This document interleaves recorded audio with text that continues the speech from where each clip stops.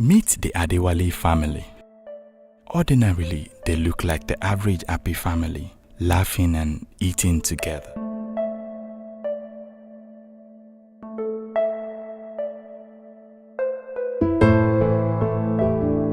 Yes, the Adewalis are usually happy, but a health condition has plagued their family, robbing them of their joy.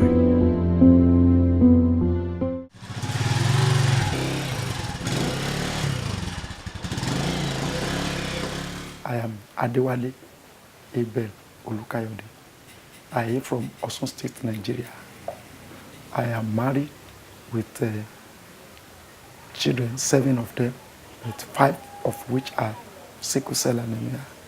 And we have lost 2 of them. We are left with 3, which we are treating now. One of them has been in hospital since last week, just discharged yesterday night. Pastor Adewali and his wife got married in the year 1990 and gave birth to 7 children in quick succession. Though some of the children were falling ill, their parents did not know they had the sickle cell syndrome. Before I got married, I didn't know anything like sickle cell. I didn't do genotype. So I wouldn't know that I was AS. My wife was also AS. But this child will be getting sick. So I was thinking it was an attack from the devil. Mrs. Adewali attests to this and recounts their experience taking care of their children. I'm Mrs. Adewale Beatrice Oyinlado. I got wedded in 1990, but we didn't do a genotype. We don't even know anything about it then. Our first daughter was SS, but we didn't know. We lost that child year 2001 due to this sickle cell problem, but we didn't know that it was the sickle cell.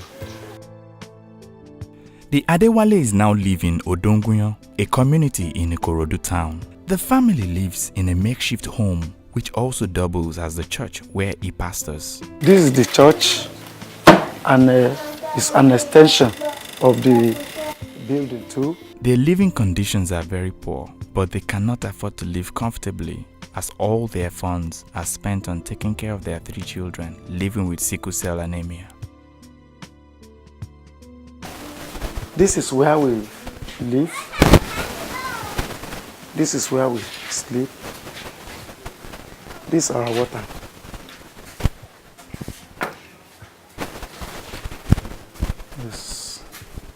These are the food that we have served. Yes.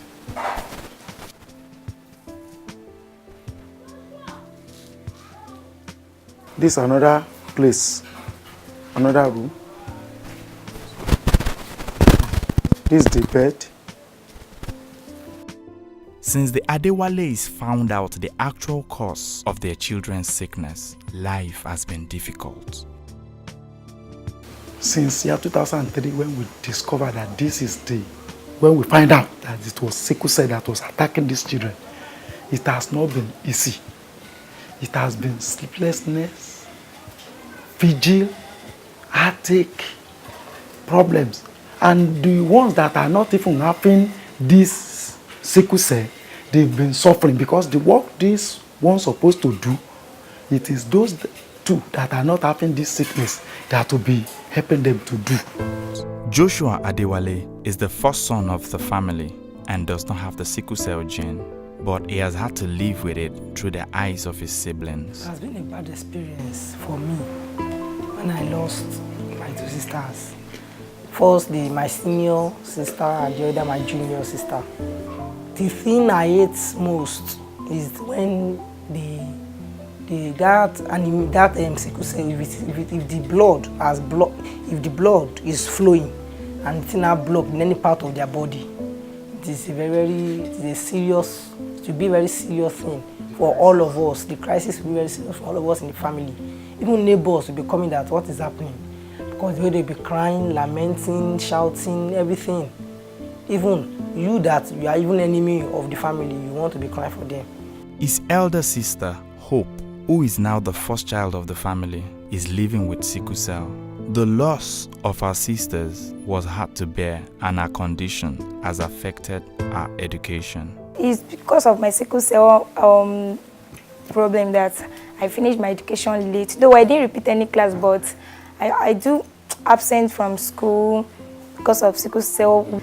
Though my younger sister that we lost December 20 was a terrible one and a sad experience, because nobody believed she could die, or nobody thought of death for her. She was just complaining of headache and rushed her to the hospital, took care of her, but fortunately she gave up. This family has been through hard times. Mr. Adewali has tried various businesses to make ends meet. From barbering to commercial motorcycling, he has continuously tried to fend for his family and the health needs of his children living with sickle cell.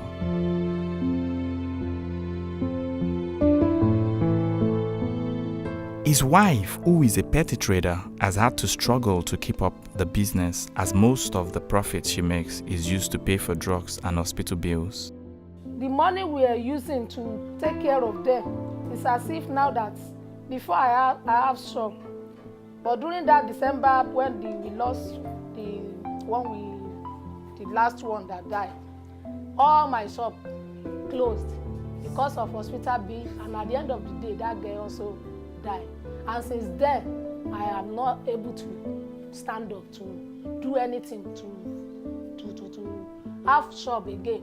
Nothing. It's only to do all this laboring work about to make sure they eat. Due to the situation, the family always has to seek for help and assistance. One person who has been of great help to them is 47-year-old Ayola Olajide. He also carries the sickle cell gene and is the editor and publisher of the African Sickle Cell News and World Report. He was with the family when they lost their daughter in December 2010, a day he says he will never forget. December 28, 2010, I was actually working on the January to March edition of the Sickle Cell magazine. I received a call from Pastor Adewali. He said, "Mr. Olajide, my editor," as he calls me, "My editor, do you have 2,000 naira?" The first thing I thought was, does this man think I'm a bank? He should just ask me for money just like that. So I just shoved him off. I told him, look, I'm not in Ikorodu, I'm very far away. So he said, but please, he needs the money, he needs it now. I said, well, I thought in my mind, what could be so urgent? Well, in any case, I'm not in Ikorodu. There's nothing I could do. But when he mentioned one thing that stopped me in my tracks, when he said, please come to the mortuary, I dropped everything I was doing. I dropped what I was doing, and then when he mentioned that, it was time for me to surrender my resistance. When I got there, I just found his wife carrying a body at her back. And I wondered what it could be. Could it be the child? Because I found a truck just outside, a mini truck. I was looking for a body, I didn't see one. So when I asked her, what's on your back? I went to her back and pulled up the cloth, and I found the child there. So I said, what? What happened? They now told me that the child gave up that day, that morning, and that they had decided to bury her, and that they did not have the money to pay. So I gave him the money, and I wanted to turn back so I could continue with what I was doing. Although I had sympathized with them, I was with them for quite some time. And then the attendant just said, you come along, and that I should bring the child with me. So I took the child from the mother's back, slung her over my shoulder, and went by myself.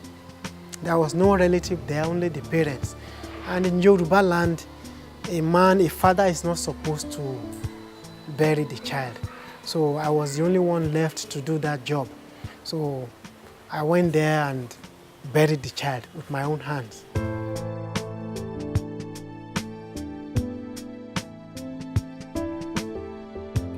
The Adewalis have lost 2 of their children, but they don't want to lose anymore. They need your help and assistance to support and cater for their 5 remaining children. Living with children, coping with children, taking care of children, 4 children with sickle cell, it's not easy. We really need help. We need money. We need assistance. Because where we are living now is just by the grace of God. No money for accommodation, nothing. We are just managing. We are just managing ourselves to make sure they are alive. I would like people all over the world, not just Nigeria, to help this man. He needs help. Even if you have sickle cell and you have means, please help this man.